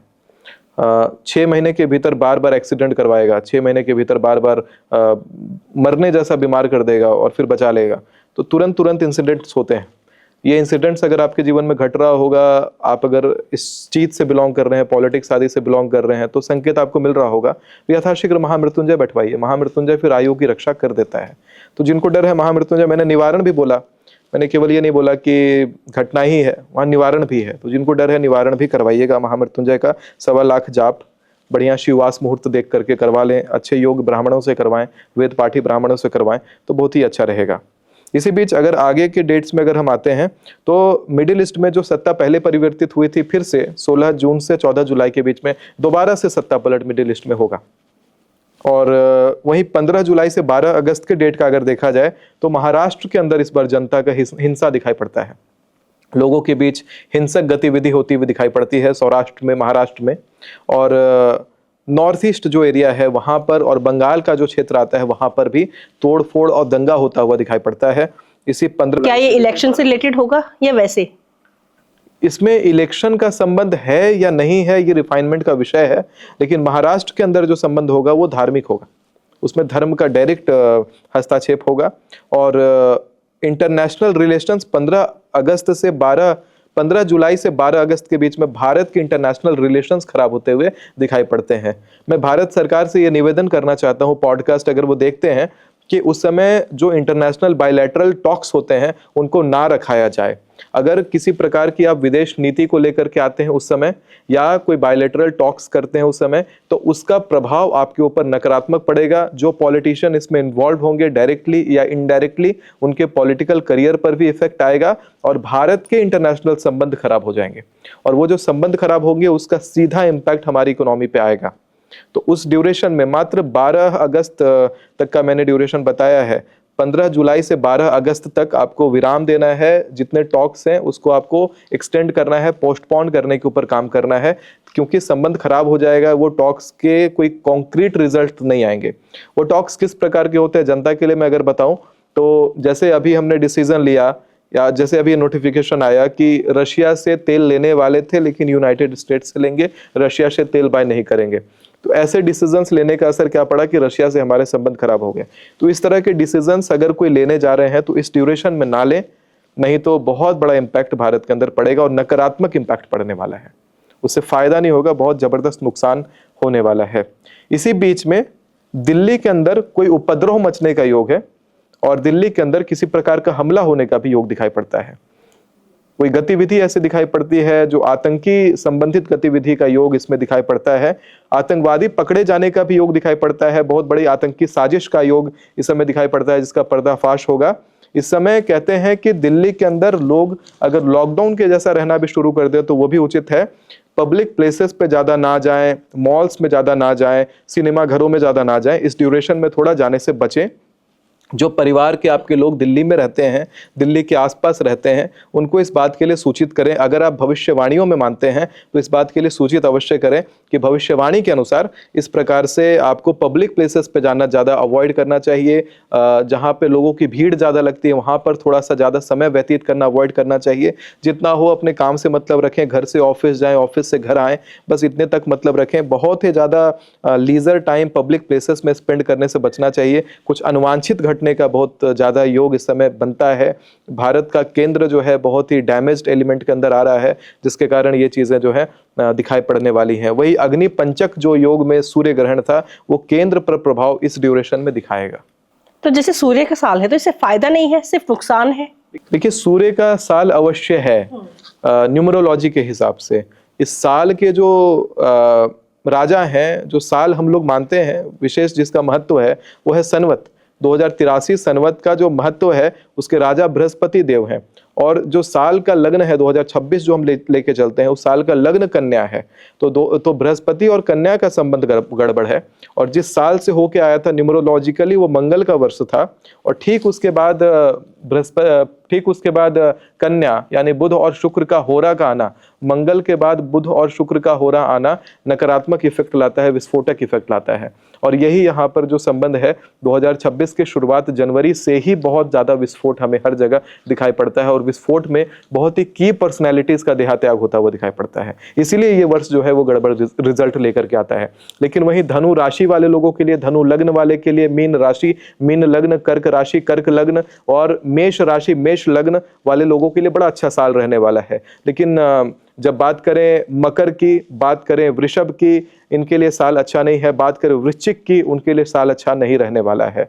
वृश्चिक लग्न हो या वृश्चिक राशि हो, साल गड़बड़ है।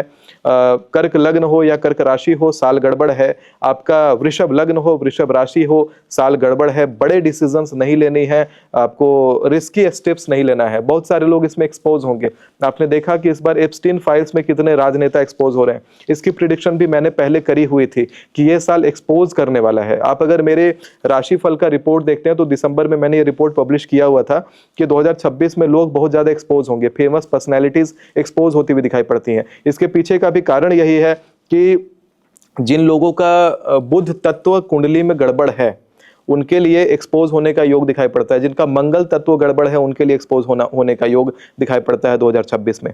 इसी बीच आप अगर देखते हैं कि एक्सपोजर में अगर निजी जीवन में लोगों की राशियों में बात किया जाए तो लोग थोड़ा सा अपनी वाणी पर संयम रखेंगे। किसी के सामने अगर खुद को व्यक्त करते हैं तो थोड़ा ध्यान रखेंगे कि सामने वाला आपकी बात को सीक्रेटली रिकॉर्ड कर रहा होगा और आपको एक्सपोज कर देगा। अकारण आपके दुश्मन उत्पन्न हो जाएंगे। इस वर्ष में ऑफिस पॉलिटिक्स बहुत ज्यादा घटती हुई दिखाई पड़ती है। कई सारे लोग जॉब्स छोड़ करके बिजनेस में आते हुए दिखाई पड़ने वाले हैं, क्योंकि ये लगभग राशि वाले लोगों के लिए, जो मैंने खास राशियां बताई हैं उन राशि वाले लोगों के लिए एक राजयोग के जैसा काम करेगा। क्योंकि इस बार बार मैनिफेस्टेशन के पावरफुल योग आ रहे हैं। अभी आपने ये देखा होगा कि 9 पंचम इसी बार पंचग्रही राजयोग साल के शुरुआत में ही पड़ा था, 16 जनवरी से 20 जनवरी 2026 के बीच में। मैंने तब कहा हुआ भी है कि नकारात्मक वातावरण से लोगों को दूर रहने कहा था। जो लोगों ने सोचा है उस दिन जो गतिविधियां हुई हैं, आगे आने वाले 5 साल का जो जीवन है उसी समय ने डिसाइड करा हुआ है। उसी समय युद्ध हो रहा था पश्चिम में, जिस समय ये पंचग्रही राजयोग पड़ा था, और यही कारण है कि आगे आने वाले 5 साल 7 साल हम युद्ध ही देखने वाले हैं। 2031 तक हमें लगातार युद्ध दिखाई देगा हर जगह। ये एग्जैक्टली 2026 बहुत बड़ा की रोल इसमें निभा रहा है, उसकी की भूमिका निभाई जा रही है 2026 की। तो आप ये बताना चाहेंगे, मतलब ये प्रेडिक्शन बहुत ज्यादा बड़ी होने वाली है कि नेक्स्ट पीएम कौन होंगे, क्योंकि बहुत ज्यादा लोगों की नजरें टिकी हुई हैं कि मोदी जी, योगी जी, राहुल गांधी, ऑब्वियसली लोग थोड़ा कम सोच रहे हैं, बट फिर भी ये क्वेश्चन में है। तो आप बताइए कि कौन हो सकते हैं नेक्स्ट पीएम। आपसे मैं ये जरूर पूछना चाहूंगा पहले कि क्या आप ये डेमोक्रेसी में बिलीव करती हैं? कैसा लगता है आपको डेमोक्रेटिक सरकार होता है पूरे देश में? मैं इससे बात नहीं कर रहा कि निजी पॉलिटिशियंस हैं आसपास में, उसको लेकर के कई बार हमारे मन में आ सकता है कि हम सपोर्ट करते हैं नहीं करते हैं, वो एक अलग बात है। लेकिन अगर ओवरऑल एक सिनेरियो पे बात किया जाए, पूरे देश पे बात किया जाए, तो आपको कैसी लगती है डेमोक्रेसी? ठीक है, 60%। 60%। और 40% क्या दिखता है आपको? डिक्टेटरशिप ठीक है। डिक्टेटरशिप बढ़िया हाँ, वो आई थिंक वो ग्रोथ ज्यादा स्टेबल रहेगी। जिस हिसाब से हमारी जनता है, उनको चाहिए स्ट्रिक्ट रूल्स चाहिए उनको। मैं क्या देखता हूँ कि जो डेमोक्रेसी की जब बात आती है तो मुझे ये राजनीति नहीं दिखाई पड़ती, मुझे ये रंग नीति दिखाई पड़ती है। क्योंकि राजनीति जब करने कोई व्यक्ति आता है, यानी राजा जब अपने सत्ता में बैठता है, तो राजा का काम होता है कि हाँ मेरे पास ये पूरी सत्ता है, इसका विस्तार करेंगे। तब उस समय राजनीति पहले हुआ करती थी। आप देखिए सतयुग से लेकर के कलयुग तक हमेशा राजाओं का शासन रहा है, और राजा जब जब शासन में रहे हैं देश का विस्तार हुआ है, विकास हुआ है, जमीनें बढ़ी हैं। पूरा पूरब से लेकर उत्तर तक जहां तक जाना है पूरा भारत था, अखंड भारत। उत्तर से दक्षिण, पूरब से पश्चिम, पूरा अखंड भारत था, बड़ा भारत था। और ज्यों ही ये बीज डला, ये प्रजातंत्र जैसा बीज डल गया लोगों के माइंड में, डेमोक्रेसी जैसी बीज जब माइंड में डल गई है, तो ये बीज के आते ही टूटने लग गया। पर इसमें एक डर भी तो है ना कि जैसे राजा, जैसे कैसा बन गया राजा, तो उसकी वजह से जैसे इन्वेडर्स आए हैं हमारे ऊपर, रूल किया है, तो एक वो डर भी है। औरंगजेब जैसे अगर राजा बन जाते हैं तो क्या होगा देश का? देखिए मूल रूप से देखा जाए तो बहुत सारी कंट्रीज में डेमोक्रेसी होने के बाद भी कंट्रीज का कोलैप्स हो जाता है। हर 5 साल में सरकार लूटने से बढ़िया है कि एक बार में कोई एक ऐसा शासक बैठे जो धर्म परायण हो, दिशा निर्देशन सही करे। यहाँ पर दिशा भ्रम है। होता क्या है इसमें कि जब भी कोई 5 साल के लिए शासन में आ रहा है, उससे पहले वो कितना खर्चा करता है, बहुत कुछ करके दिखाता है कि मैं शासन में, मुझे चुनो, मैं बैठूंगा तो आपके लिए काम करूंगा। लेकिन हर कोई जानता है कि जब वो उसने उतना खर्चा करा है तो पहले वो आकर के कुर्सी पकड़ते अपना खर्चा रिकवर करेगा। और जब रिकवरी मोड में आता है तो पैसा जब आने लगता है तो देख के बड़ी खुशी होती है और लोग बार बार उसी काम को करते हैं। नहीं, मुझे सिर्फ वो बिजनेस, इस बात पे मुझे सिर्फ एक चीज लगती है, डेमोक्रेसी मुझे यहाँ इसलिए सही लगती है कि इन केस अगर उन्होंने ऐसा कर भी दिया है तो दोबारा नहीं आने देंगे। लोगों के पास पावर है, लेकिन वहां पर राजा का बेटा ही राजा बनेगा, चाहे वो बिल्कुल बुद्धू है, वही राजा बनेगा। कि उसे को बचपन से ही ये हो जाएगा कि ओके मुझे मेरे फादर को हटाना है, मुझे राजा बनना है। यहाँ पे एटलीस्ट लोगों के पास पावर है। अब देखिए आप, राहुल गांधी को नहीं बनने दे रही है ना जनता, नहीं पसंद आ रहे हैं, हमें मोदी चाहिए। तो वैसे इस हिसाब से मुझे डेमोक्रेसी ठीक लगती है। देखिए मैं मूल रूप से बताऊं कि राजा कौन बनेगा और कौन नहीं बनेगा उस व्यक्ति के ग्रह डिसाइड करते हैं कि उसमें राजा बनने की क्वालिटीज हैं कि नहीं है। जिसके अंदर राजा बनने की क्वालिटीज नहीं है, चाहे राजा का बेटा ही क्यों ना हो, उसको राजगद्दी तो मिलेगी, लेकिन इन्वेडर आकर के उसको वहां मारेगा और वो वहां कुर्सी पकड़ करके बैठ जाएगा। राजा एक प्रॉपर, जो कहते हैं ना अल्फा, जो अल्फा होगा वही राजा की कुर्सी पे बैठेगा, बाकी इधर उधर वाले को ऐसे उड़ा करके फेंक देगा। तो मूल रूप से देखा जाए कि जो डेमोक्रेसी में भी जो चीज हो रही है कि ठीक है 5 साल बाद फिर से चुनाव होगा, लेकिन कई बार देखते हैं कि जनता का डिसीजन कितना गलत हो जाता है। अभी आपने देखा एप्स्टीन फाइल्स का रिपोर्ट आता है, ऐसा दिखाई पड़ता है जैसे पूरी दुनिया पर नर पिशाच शासन करते हो, वैम्पायर्स का राज हो और कोई नकारात्मक शक्ति ने पूरी दुनिया को कंट्रोल कर रखा हो। यानी ऐसा लगता है कि जो सर्वोच्च सत्ता पे बैठा हुआ है वो महान नकारात्मक व्यक्ति है। और जहां का सरकार या जहां पर राजनेता ही इतना नकारात्मकता से भरा हुआ होगा, तो जब वो डायरेक्शन देगा, जो दिशा बताएगा, वो नकारात्मक दिशा होगी। और वही कारण है कि दुनिया में हर जगह युद्ध हो रहा है, हर जगह विस्फोट हो रहा है और धरती एक प्रकार से कांप रही है, हर जगह रक्तपात हो रहा है। सतयुग में, द्वापर में, बाकी कलयुग में भी राजाओं के शासन में इतना रक्तपात नहीं होता था जितना अभी हो रहा है। कि देखिए सूडान के अंदर बकायदा जेनोसाइड जैसी घटना हो रही है, लोगों को पकड़ पकड़ के लोग मार रहे हैं जान से, इतने सारे लोगों को देश परदेश तबाह किए जा रहे हैं। ये हो रहा है जब ये डेमोक्रेसी का बीज आ गया है लोगों के मन में, क्योंकि राजा का अर्थ है धर्मपरायण। राजा अगर धर्मार्थ नीति का पालन करने वाला राजा रहेगा तो पूरा जो सत्ता है वहां पर अधर्म का नाश होगा, लोग धर्म करेंगे और धर्म का पालन होगा। जगह जगह मंदिर दिखेगा आपको, जगह जगह अच्छा माहौल बनता हुआ दिखेगा, लोगों के मन में धर्म का बीज रहेगा। और अगर शासन में ही नर पिशाच बैठे रहेंगे तो लोगों का भी जो जीवन है वो पिशाच के जैसा ही व्यतीत करने लगेंगे लोग, उनकी मानसिकता पिशाच जैसी हो जाएगी। और वही चीज हमें यहाँ पर दिखाई पड़ रही है, इस कलयुग में दिखाई पड़ रही है। अभी जय हुई डेमोक्रेसी आया था, भारत में ही एक उदाहरण देखिए कि डेमोक्रेसी आते ही सबसे पहले भारत से टूट करके पाकिस्तान अलग हो गया, एक बड़ी जमीन का तकबा गया, तुरंत बांग्लादेश गया, तुरंत हमारा कश्मीर भी पीओके जो हिस्सा है वो चला गया और हमारा कश्मीर भी लगभग जा ही चुका है। लोग हालांकि ऑफिशियली इसको डिक्लेयर नहीं करते हैं कि कश्मीर कितना ज़्यादा जा चुका है, लेकिन कश्मीर बहुत ज़्यादा बड़ा हिस्सा जा चुका है। अभी भी लोग भारत के और टुकड़े करने की डिमांड करते हैं। डेमोक्रेसी के अंदर होता यही है कि डिमांड जितना किया जाएगा, जो डिमांड किया जाएगा वो सुन लिया जाता है, क्योंकि हमें कुर्सी पे बैठना है तो लोगों की डिमांड सुनेंगे। लोगों के अंदर वो सोचने की शक्ति नहीं है। आप समझिए, जब आप जनता को इन्फ्लुएंस करने की बात करते हैं तो जनता उसी बात से ज्यादा इन्फ्लुएंस होती है जो उसको मीडिया पर बार बार दिखाई पड़ेगा। अगर आखिर कोई तो कारण होगा कि लोगों ने ट्रंप को वोट करा, लोगों ने इतने लोगों को वोट करा है, इतने सारे नेता जो अभी नरपिशाच जैसा दिख रहे हैं उनको वोट करा है। वो क्यों करा? उनके निजी जीवन को लोग जानते नहीं थे, मीडिया में देख देख करके लोग इन्फ्लुएंस हो गए और उनके बाकायदा भक्त हो जाते हैं। उनके डाउनफॉल में लोगों को दुख होता है, उनके अप्राइजल में लोगों को बड़ा खुशी होता है, लोग जश्न मनाते हैं। तो जनता ऐसी है, जनता भोली भाली होती है और जनता के पास ये डिसीजन मेकिंग पावर नहीं है कि हमें क्या चाहिए। वो बताने वाला, वो डायरेक्शन देने वाला व्यक्ति होता है राजा। राजा अपनी गद्दी पे तख्त पर बैठ करके जो डायरेक्शन देता है उसी डायरेक्शन में जनता का बहाव होता है। बाकी जनता को जो चाहिए, घर चाहिए, छत चाहिए, एक इंडिपेंडेंट लाइफ चाहिए और जनता को इतने से मतलब है। बाकी राज में क्या होगा क्या नहीं होगा उससे जनता को लेना देना नहीं है। लेकिन देश टूटता है जब डेमोक्रेसी आती है। आप ये देखिए उदाहरण के रूप में, जब भी आपके पैतृक जमीन को लेकर के हर कोई लड़ाई लड़ता है, अपने पैतृक जमीन का एक हाथ जमीन भी कोई छोड़ना नहीं चाहता, उसके लिए रक्त बहाव हो जाता है। लोग 20-20 साल 50-50 साल से, पीढ़ियों से केस लड़ते रहते हैं कि हम अपनी जमीन का तख्ता नहीं छोड़ेंगे। भारत देश की भूमि को बचाने के लिए छत्रपति शिवाजी महाराज ने, छत्रपति संभाजी महाराज ने इतना बलिदान दिया और जौहर हुए, रानियों ने अपने शरीर को अग्नि में त्याग दिया इस जमीन को बचाने के लिए, केवल इस भूमि को बचाने के लिए।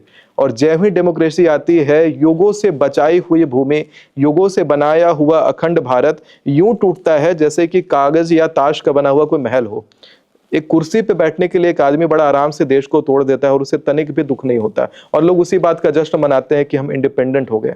कहाँ इंडिपेंडेंट हो गया? हमारा जमीन चला गया, इतना बड़ा देश हमारे हाथ से निकल करके चला गया। तो ये कारण बहुत बड़ा है कि मैं खुद वोट नहीं करता, क्योंकि मैं डेमोक्रेसी के अंदर का इंटीग्रल पार्ट अपने आप को नहीं मानता हूँ। ये मेरा अपना मानना है, ये आप कह सकते हैं मेरी निजी चॉइस है कि मैं इस चीज़ में बिलीव कम करता हूँ।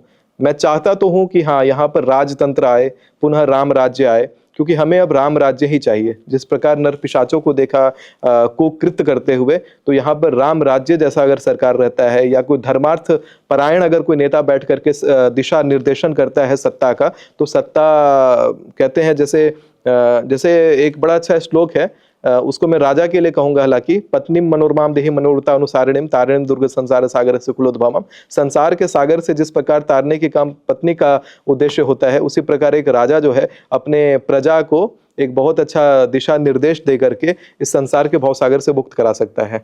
तो वहां पर अगर धर्म परायण व्यक्ति बैठेगा तभी ऐसा संभव है, नहीं तो पूरा अधर्म और क्राइम हर जगह बढ़ता ही जाएगा। आपकी भी लाइफ में प्रॉब्लम्स चल रही हैं, आप भी कहीं ना कहीं भूत प्रेत बाधा से तकलीफ में हैं, पितर दोष है, या आपको समझ नहीं आ रहे हैं कि लाइफ के आप उस फेज में हैं जहां आपको क्लैरिटी नहीं मिल रही है, बिजनेस करें या जॉब करें, लव मैरिज या अरेंज मैरिज, आगे फ्यूचर क्या है, मोक्ष की राह पर चल भी रहे हैं कि नहीं, आपको अपने इष्ट देव के बारे में पता भी है, लाइफ का पर्पस क्या है, करने क्या आए हैं। इस धरती पर कभी भी कोई भी ऐसे ही जन्म नहीं लेता है, हर एक आत्मा का एक लक्ष्य होता है, कुछ करने वो आई है।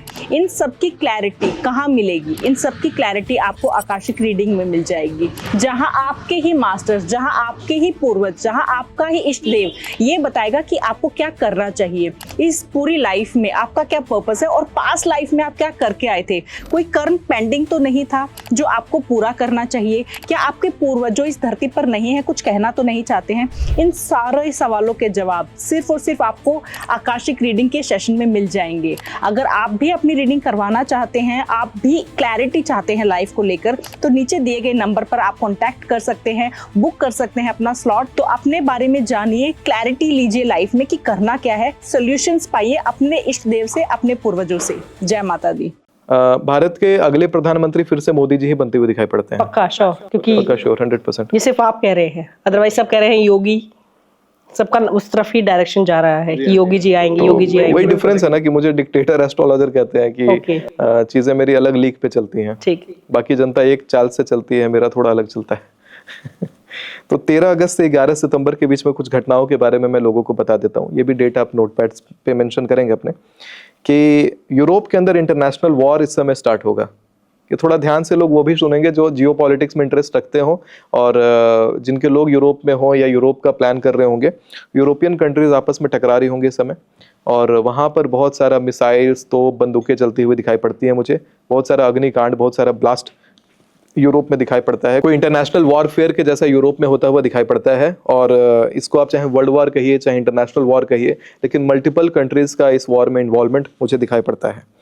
इसको यूरोप का गृह युद्ध, आप ज़्यादा स्पष्टता से कहें तो यूरोप के अंदर गृह युद्ध शुरू होगा, ऐसा कुछ दिखाई पड़ता है।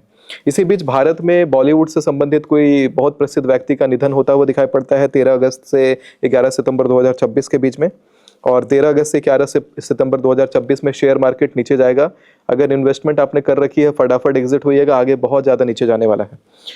इसी के साथ में बैंकों को भारी नुकसान इसमें दिखाई पड़ता है, और जम्मू उत्तराखंड हिमाचल में एक बादल फटने का योग दिखाई पड़ता है। बादल फटने के बाद इसमें भारी नुकसान लोगों को होता हुआ दिखाई पड़ता है 13 अगस्त 2026 से 11 सितंबर 2026 के बीच में। इसके आगे की डेट में अगर मैं आऊँ कि 12 सितंबर 2026 से 10 अक्टूबर 2026 के बीच में, तो शेयर मार्केट में फेक न्यूज़ सर्कुलेट हो जाएगा। उसके कारण शेयर मार्केट और क्रैश होगा। जैसे मैंने बोला पिछले महीना वाले में कि एग्जिट पहले ही कर जाना, शेयर मार्केट में फेक न्यूज़ के आने से शेयर मार्केट और क्रैश करेगा। यानी कि आप अगर न्यूज़ एनालिसिस करके शेयर मार्केट में पैसा लगाते हो, तो यहाँ पर वो उससे थोड़ा बाहर की चीज़ है कि न्यूज़ ही फेक है और शेयर मार्केट उससे क्रैश हो रहा है। तो इस तरह की घटना घटती हुई दिखाई पड़ती है।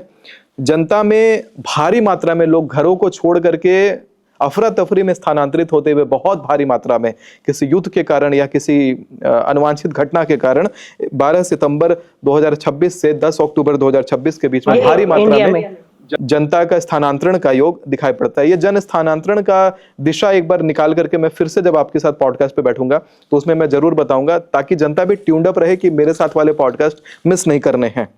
इसके साथ में मैं बताऊं कि 12 सितंबर से 10 अक्टूबर 2026 में मुसलमान राष्ट्रों के अंदर युद्ध छिड़ेगा, वहां पर युद्ध भड़केगा। सेना की बहुत अफरा तफरी वहां पर दिखाई पड़ती है, और भारत के पूर्व दिशा में भूकंप आता हुआ दिखाई पड़ता है।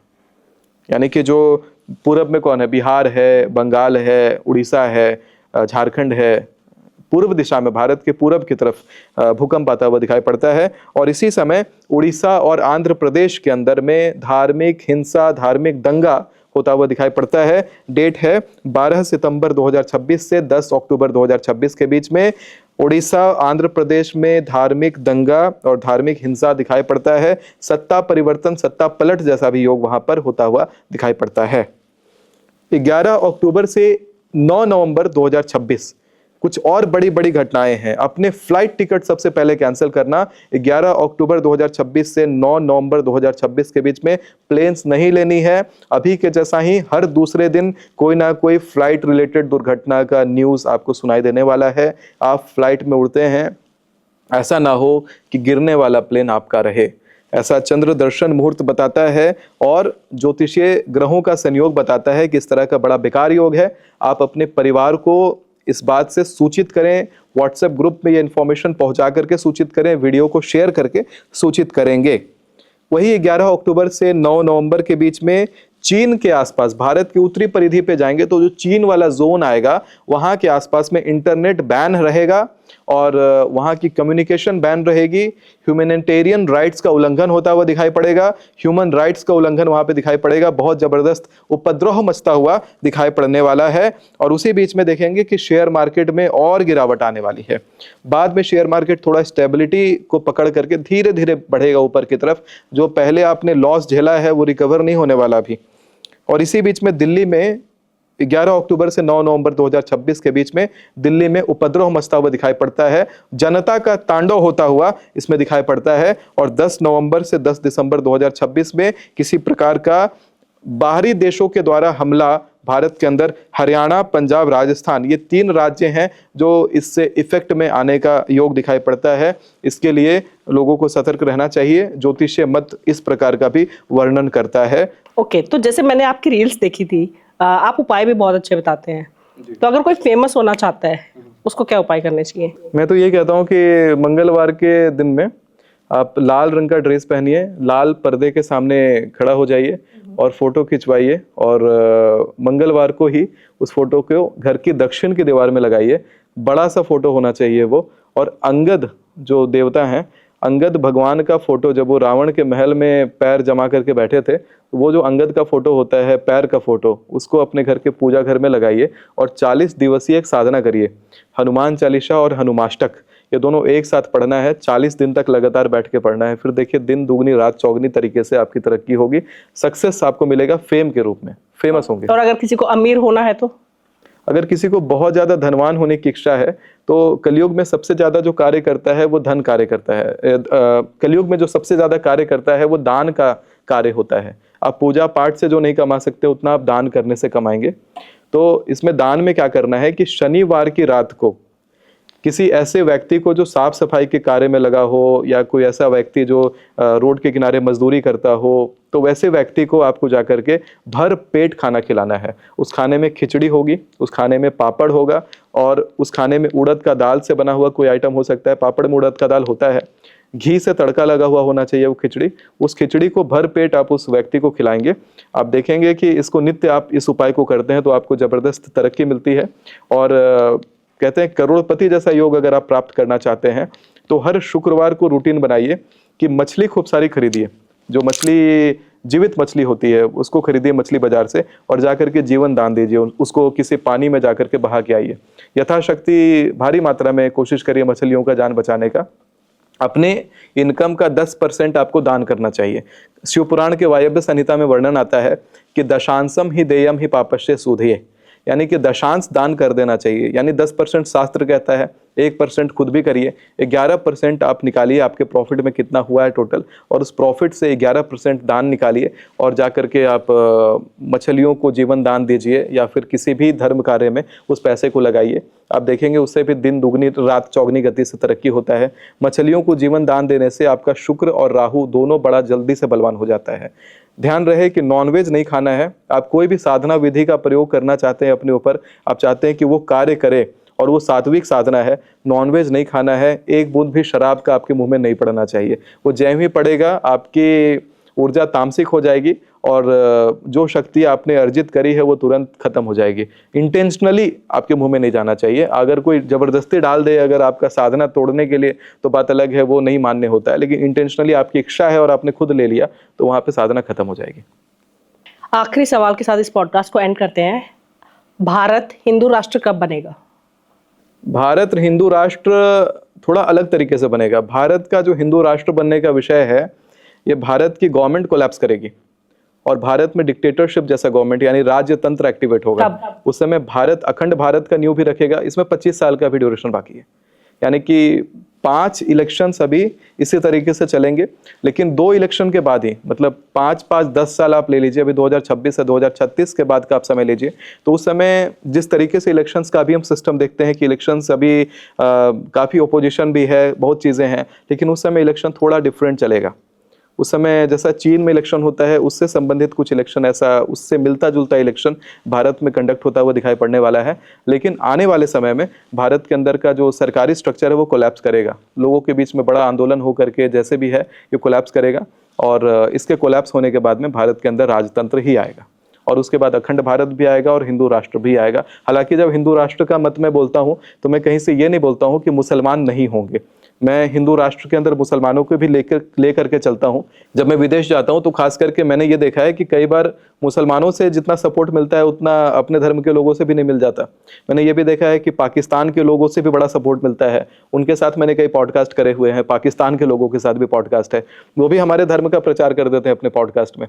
तो इतना जो कट्टरवादी दिखता है वो पॉलिटिक्स में दिखता है। वही मैंने बोला कि डेमोक्रेसी और पॉलिटिक्स का काम है तोड़ना, लेकिन जोड़ने का जो काम है वही राजतंत्र कहलाता है। जब आप जनता से मिलते हैं तो जनता में जुड़ जाते हैं, लेकिन जब आप पॉलिटिक्स के थ्रू आप ये चीज़ों को देखते हैं तो आपके मन में तुरंत एक विभाजन आ जाता है कि भारत और पाकिस्तान। मैं तो ये कहता हूँ कि अगर आप पॉलिटिक्स हटा दें और इंटरनेशनल बॉर्डर्स को अनसील कर दें, दोनों कंट्रीज के पॉलिटिक्स को हटाइए और इंटरनेशनल बॉर्डर्स अनसील करिए, देखिए जनता आपस में प्रेम से रहने लग जाएगी वापस।